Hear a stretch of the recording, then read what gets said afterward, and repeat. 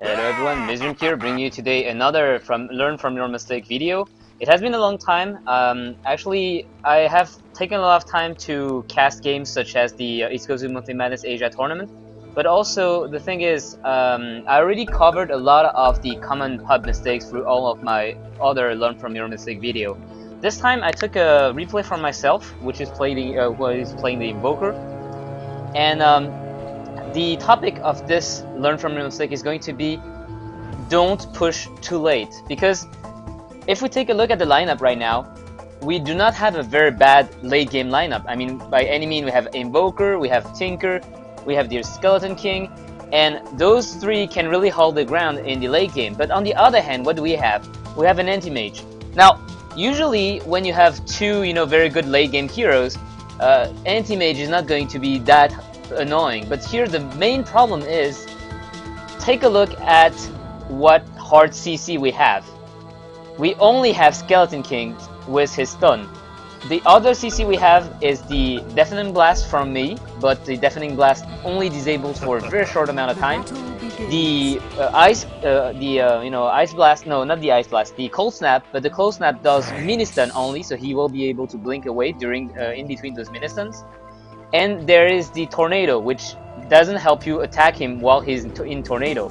So very few disables, and what that means is in the late game, as we will see, we will have a hard time bringing down the Anti-mage who can just blink around. And just to show you how easy it is to lose control of the game, this game is going to just focus on that aspect. The early game is going to be quite non-eventful. It's going to be quite one lane here is going to be me plus the Undying on the bottom lane against the Bounty Hunter. So Bounty Hunter cannot do a lot. The only thing he can hope for is get some experience. Undying was normally going to pull and semi-jungle, but there's observable wards planted down, so he cannot do so. And this is a very good idea if you're playing on the solo lane. Buy a set of wards to actually block the spawn camp, because if they manage to pull and stack, you will be in you will have a hard time getting any experience. And Bounty Hunter, by doing this, what he allows himself to do is to actually fight under his own tower. Now on the other side, we have an Anti-mage plus a Lina against a Venomancer plus a Skeleton King, so both of them should farm pretty well. The thing is, Anti-mage in the late game counters the Skeleton King pretty well, just because he has this mana drain, which will disable the Skeleton King ultimate. So Skeleton King actually lose half of his efficiency against an Anti-mage. And in the mid lane, we'll have the Tinker versus a Nyx Assassin. So let's just for a moment think about how the game is going to go and what you can do for each team. In the Radiant team, we have a strong teamfight ability. We have Venomancer and Undying and Invoker. Three heroes that have great AoE damage and control, like EMP, Tornado, Cold Snap, Gale, and Poison Nova, as well as the Undying's Tombstone, the Decay, the Soul Rip, and the Flesh Golem. So those three heroes normally should indicate that teamfight-wise, we're very strong as the Radiant team. In the Dire team, however, it's the opposite. They don't have a lot of strong teamfight heroes. They only very strong teamfight heroes, the Darkseer. But if we take a look at the Nyx Assassin, if you take a look at the Bounty Hunter, those two heroes, what are they good for? Ganking. They're invisible, so they should be running around and getting those kills and really putting the enemy on the back foot. That means you may not be able to kill someone, but you force him to be careful and to not farm as, like I am doing right now. I shouldn't be confident with farming so well. And this is because Nyx Assassin shouldn't be standing on the mid lane. What he should really do is, annoy the other people and not stay in the mid lane, go around and try to find kills. So what we're gonna see in the early game is it's gonna be quite even. If we take a look at the farm right now, it's just nothing really nothing really surprising here. Like everyone's farming pretty okay, and kill wise it's 4 for 3, nothing really new. you notice that the Anti-mage is playing very carefully. Right now, the Bounty Hunter dived the Venomancer to get a kill, 1 against 3, while the Anti-mage just blinked away and used Sol. Which is the right answer, because as the Anti-mage, you want to farm, and getting killed is not worth a kill. So that means if you have to die, you know, if you actually risk to die by getting a kill, do not risk it in the early game. You're the carry, go back and farm instead, and this is what Anti-mage is going to do. He sees that I have teleported on the top lane, and what he's just going to say is, okay, I see that you guys are all here, I can't really farm safely, so instead what I'm going to do is I'm going to teleport on the bottom lane where no one is. This is a very good show of if a carry knows how to carry well. And Anti-mage here is going to carry very well, because just focus on his number here. And just take a look at this number going up and up and up in the following minutes. So right now I put down a sentry ward, so I know that the Bounty Hunter is here. And this way I do not die from the Bounty Hunter plus Anti-mage combo. So right now, how does the gold graph and the experience graph look like? It's not that, you know, there's nothing really surprising. The Anti-mage is going to end up dying here, but he delays us enough for the Tinker to get killed. And I was saying the gold graph is not that you know, that different, and the experience graph is going in the way of the Dire for some you know, extra experience, 2,000 I guess. And what's going to go on is fights are going to happen all the way around the map, and at that point of the game is still pretty much even. So nothing really is shown here.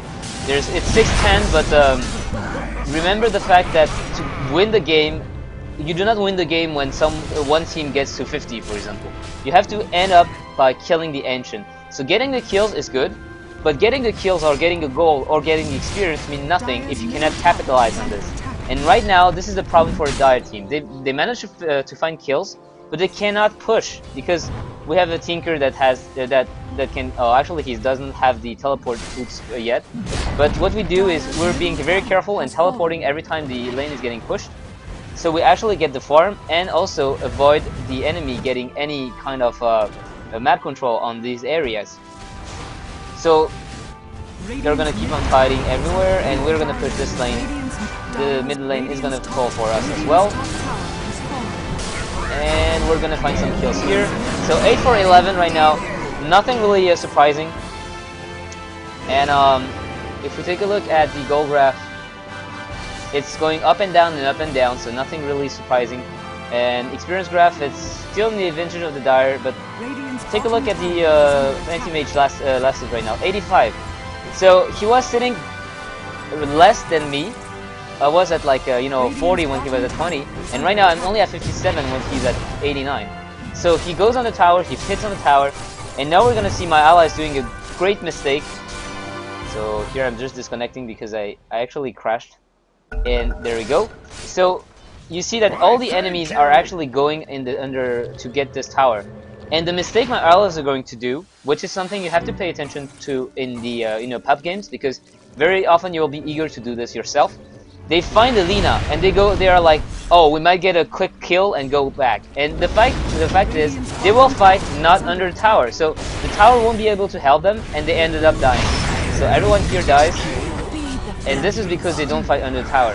Now, I'm gonna come in with a tornado, and Anti-mage will do a very intelligent thing. He's gonna blink not back here, but to the tower. He knows he can kill the tower very quickly, and he does so. What I'm gonna do is I'm going to try to take the next assassin, but I know that 3 enemy heroes are here, so I immediately back off, because I know that even if they're only you know, low on health, having all the enemies with enough mana to stun you means that you will get killed, even if they have 200 health away. Even if they only have 200 health, I won't be able to kill them before they can kill me, because I don't have chain disables and they do. So why is the tower very important here?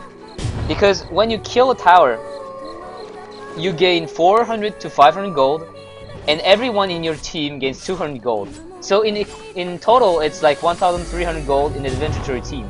Now, what happened if I deny the tower? Every enemy hero gets only 100 gold. So that's a 500 gold as opposed to 1,300 gold. which is a huge amount. It's like 800, and it's almost equivalent to 3 or to 4 kills in difference. So that means instead of having 10 to 15, you could say it's 10 to 18 in terms of goal graph. And Anti-mage, he's doing the right thing. Now he has his Battle Fury. What does he do? He farms the lane, and when the lane is not safe, he goes in the jungle and he farms the jungle. And he's even farming in our own jungles. That just shows how confident he is. Now he's gonna die because of this mistake, because we actually see them. So he's gonna get chain disabled, and he's gonna get bursted down. But still take a look at his assets. 124 right now. He is really farming. His farm is getting through the roof, and we're gonna see how hard it is going to be for us to do something against this. Now, mind you, in team fights, we're still having the upper hand, of course. I said the Undying, Venomancer, Invoker, with the Skeleton King stunning and, you know, going in and hitting the enemies in the face. Plus, he went for 4 staff, which is very intelligent on the Skeleton Kings. Gives you more mana, mobility, and damage as well. So, Skeleton King, actually, he was played in a competitive game once by AL, and they introduced him as a Skeleton King with 4 staff.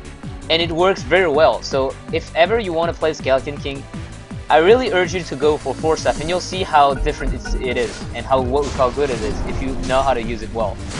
So at that point, I'm actually telling my allies we have to push, because I know that right now the Anti-mage is getting fat. We have the Battle Fury on the Anti-mage before 20 minutes, and he's just farming around, and it's gonna get out of hand. So I'm telling my allies we have to push, we have to do something. But the main problem is, as you can see, everyone's just farming on his side of the map. And we're not doing anything really to push and to pressure. So fights are going to happen a bit everywhere, and as you can see, in team fights we're still having the upper hand. We get 3 for 1. I end up dying just because of a stupid mistake. And now it's 4 of the enemies are dead, so we're going to look to the middle lane tower. And they're gonna TP away to defend the bottom tower. So again, we cannot really capitalize on what we just did, which was kill 4 heroes, not getting a tower. So this is actually quite bad. And the kill graph is going to be going in our favor in the next few minutes, because the team fights favor us while the ganks favor them. That's why in the early game they had more kills, and in the mid game we'll get more kills right now, as we will go for team fights. And again, we see that everyone's just farming around and not doing anything but teleporting top, teleporting bottom, teleporting middle, farming, and we're gonna find a kill on the Anti-mage. And see, right now it's 2 versus 4, and 2 allies are gonna come in, and we're gonna get the entire enemy team here. So again, 4 kills. So team fight wise, we're really having the upper hand, and that tells us, okay, so either we go for a tower or we go for Roshan. So we decide to go for Roshan, take it, and now with the Roshan we decide to go for the mid lane tower because we have the advantage. We're gonna get the kill on the Lina, and we're gonna get this tower. But here I make a mistake and I decide to go back to defend against the Anti-mage who is pushing this tower, instead of, you know, really going in and trying to get this tower and push in. And this mistake will make it so actually the Skeleton King has to waste his ages because he dies because of this. So this here is my own mistake. It's actually exactly like I said, we have to push, but since I'm greedy and I want to defend my tower, and I know that there are a lot of crit kills here, I'm teleporting back to defend. Now it's perfectly okay to sacrifice a tower if you can manage to get a Rax, which I think we could have gotten if we pressured it very well. At least we would have forced the Anti-mage to go back. So he would not have been able to push a lot either. So again, we're gonna get a kill, and right now it's 23 for 16, so we're getting really the upper hand. And here I'm telling my allies, okay, keep pushing, keep pushing. Normally the Tinker, he has Boots of Travel, he should be able to defend. But Tinker right now, he's defending top tower where the middle tower is in danger. We're gonna get this tower, and again, teleports are gonna hit from my allies. So Undying is going away, and we can't push without Undying because he is the one having the Gem of True Sight against the Nyx Assassin and the Bounty Hunter. And without those, it's gonna be very, very dangerous to play against them. Because if we get picked off, it's gonna snowball out of effect. We have a great team fight, but if they manage to pick up the Venomancer or the Undying or myself before the fight happens, it's down 4 for 5, and it's going to be Now we see that the Anti-mage has the Manta Style as well as Vlad and Battle Fury, and he has 300 last hits. He has 2 times the last hits of our own carry. And we can't do anything. We find him and he blinks away and we just cannot catch him, right? We don't have enough disables. So we're gonna keep on trying to push and try to farm. And we can't really do much because we can't find him. We can't find a kill on him, and he's just gonna be very, very pesky and teleport everywhere to prevent us from pushing. So right now I have a 4-staff Yule Scepter as well as Aghanim. The Skeleton King has the Asukuras as well as Deso, and the 4-staff. The Tinker has Boost of Travel and he's going for a Sheep Stick, which is very important because here the only way we won this game, the only reason we won this game, is because the Tinker went for a Sheep Stick. Because he's the only one who can chain disable the Anti-mage. Undying has a Vanguard and he's going for a Pipe, and the Venomancer is going for a Mechanism.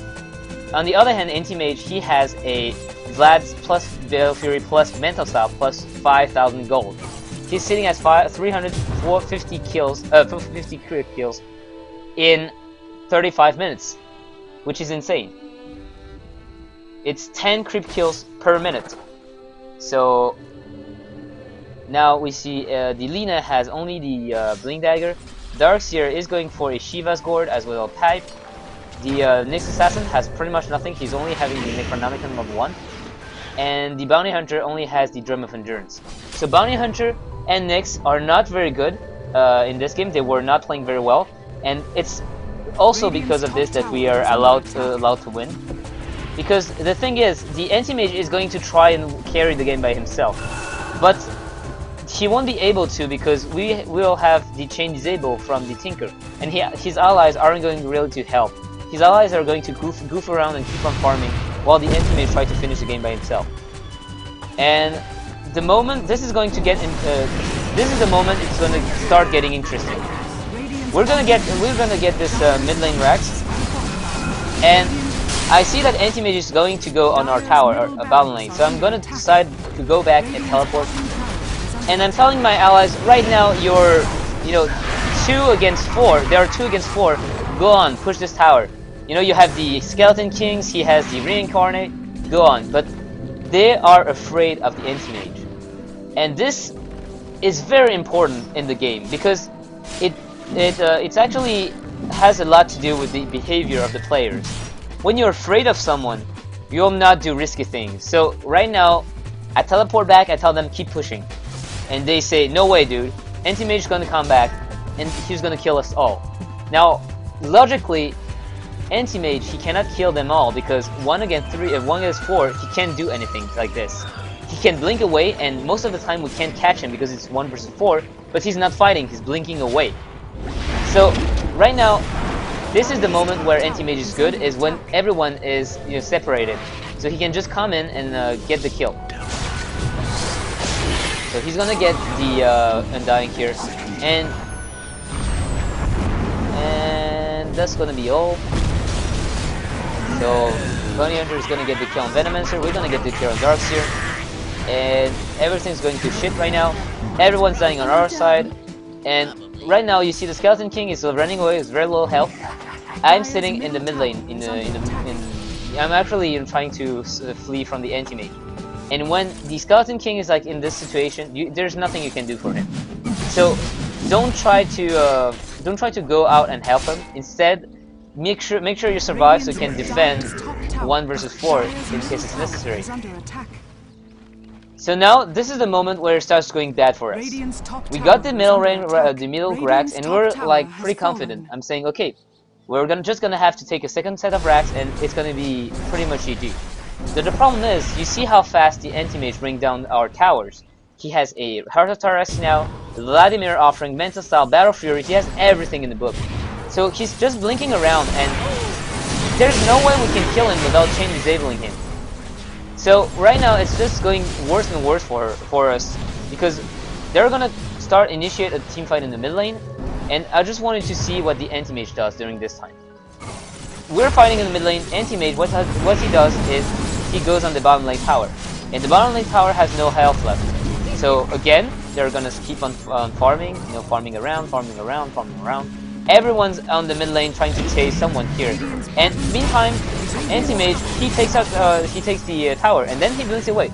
No need to get societal, right? It's like, play safe, get the tower, go away, and see, it's only the illusion hit on the middle of the barracks. See how much damage they managed to deal with before we bring them down? Because the Anti-mage has a Heart of Taras, so it's very hard to bring him down. So now, again, we're fighting in the mid lane, and Anti-mage doing the white thing. He blinks on the bottom, and he takes the tower. He takes the racks. Nothing we can do to stop him. We have no disables. So now he's coming back in the mid lane, and he's fighting outside of the base. You notice how when we attack him in the base, he blinks out. But when we are chasing enemies out of his base, out of our base, he's going in. And this is really a display of competent play by the Anti-mage. Now he has the butterfly, he's gonna get the tower, and he's just gonna blink away again. You know, not taking any chance, and what he does is he's gonna go on the mid lane, keep on pushing. Now we're gonna get him, he's gonna blink away again. And he farms all the lanes right now. He creep skips even. And we're gonna find him, but he's gonna blink away again. So his allies are just running around. We're gonna get the kill on the Anti-mage, but he has a lot of gold and he'll just be buying back instantly. So now is the moment where we have a chance. Why do I say this? Anti-mage just bought back. That means he can't buy back for at least 5 minutes. It means if we bring him down, we have a chance to go in and get the GG directly. At that point of the game, we can't really go for the GG by mega creep. We can't kill these creeps. These you know, we don't have the time to kill this tower, those 2 racks, this tower, those 2 racks. If we do this, the Anti-mage will just blink in our base, and he will just destroy all our towers and all our own barracks before we will be able to do so. So the only way to win right now, because we're in so much pressure, is to go in and destroy the ancient. And how we can do this without losing because of the Anti-mage, by killing the Anti-mage another time before he can buy back. And when it's when the Anti-mage dies, it's pretty much GG, because we know the enemies don't have enough damage output to really kill us or to push down our towers before we manage to kill down their own ancients.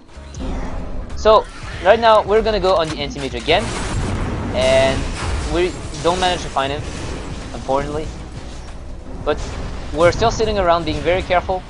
And right now you see that they're looking to get our barracks here. So what's happening is chaotic fights everywhere, and people trying to... So Skeleton King managed to get a kill on the next assassin, and now Skeleton King goes away, and this is very dangerous because right now you see what's happening. Tinker's getting locked in the trees, and he's gonna get attacked, but we managed to actually save him, and the fight happens. Now everyone is still alive. The Skeleton King goes down first, and Anti-mage, he sees that, you know, we can't really bring him down. So what he does is he hits the tower, and he goes away. Now he could have hit this, this barracks as well, but he decided not to, because the Skeleton King just bought back. So it was a bit dangerous. Now we're gonna go again on the Anti-mage, trying to bring him down with chain sheep, and he's gonna blink away again. But we will end up by catching him, and he's gonna go and destroy the Roshan. So now he has the buyback again, and the Roshan is given to the Aegis is going to be given to someone else, because he has full item list. He has the buyback and the boost of travel, so he doesn't care. Oh, he will have the boost of travel. So now he's gonna go on our barracks, and you see that he only used the illusion, and thankfully the Deafening Blast disarmed the enemies, so that means they can't attack. So that prevents them from attacking our barracks. And now we're gonna focus on this. You see in the middle lane fight, and Anti-mage is just going to go on the top barracks again. He's gonna fight, and we're gonna try to chain disable him, and we're not being able to. He's gonna blink away, and the team fight happens here. The AD is gonna pop, and it's a very chaotic fight. But in the meantime, what does Anti-mage do? No problem, I'm gonna take this tower, and he's doing it very well. Now he's gonna take this tower as well. He's gonna blink away, and you see how hard it is to bring this man down. When he's not in fight, he heals by 65 per second because of this Heart of Taras. And now he goes on the middle barracks, and we can't do anything. See, even if we chain disable him, he can and he will bring the barrack. Heroes respawn. Heroes respawn, barracks don't, which is very important. Now again, the anti-mage just brought back, so 5 minutes of window of the window of opportunity is 5 minutes right now. We have to do something. We have to bring him down, and thankfully we will be able to really assuring us the win. Now anti-mage does a very big mistake. He goes alone inside alone, and he still managed to blink away because we miss. And fights are again going to happen in the lane. So now we see the anti-mage managed to get down this barracks as well. And we're only 2 barracks away from the Mega Creeps. But now is the mistake he did. He gets killed. How much time does he have before buyback? 3 minutes. This moment, I tell all my allies, go mid. Just go straight for middle. I'll defend, and I have boost of travel. So I'll join you guys once you get to the base. But push, push, push, push, push. Nothing else, go and push. I even tell Tinker, you know, don't worry about the top lane, I'll take care of it. And I know that there's really no one that can kill me, except if the you know, bounty hunter comes in with everyone, but it's very unlikely. Now I see that everyone's here, and we're just gonna go on the towers and on the direct engine. It's like 18 seconds, and we're gonna get the win because of this. So you saw what mistake I did. We didn't push fast enough, and against an anti-mage we could have very well lost if his allies were a bit more you know, decent. And if my allies were a bit worse, it would have been the same result. We would have lost because we waited too long. So it's a very close game. Do not ever forget to push. If you're an early game lineup, or if you know that the enemies have a better late game than you have, go ahead, tell your allies to push. You know, discuss with your allies. Don't just stand there and you know, pray for them to actually push. Go ahead, take the initiative, ask them. All right. So I hope you guys enjoyed this this learn from your mistake, and I hope you guys actually learned something from it. And I'll see you guys next time.